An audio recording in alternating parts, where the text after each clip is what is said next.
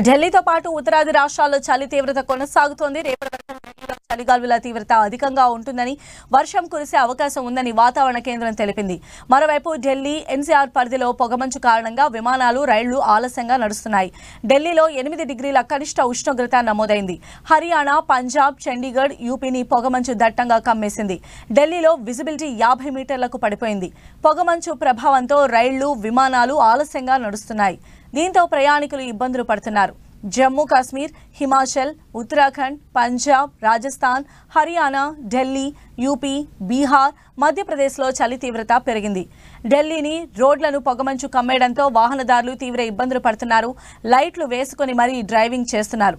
ఢిల్లీలో మరో 2 రోజుల పాటు ఇలాంటి పరిస్థితి ఉండే అవకాశం ఉందని వాతావరణ శాఖ తెలిపింది.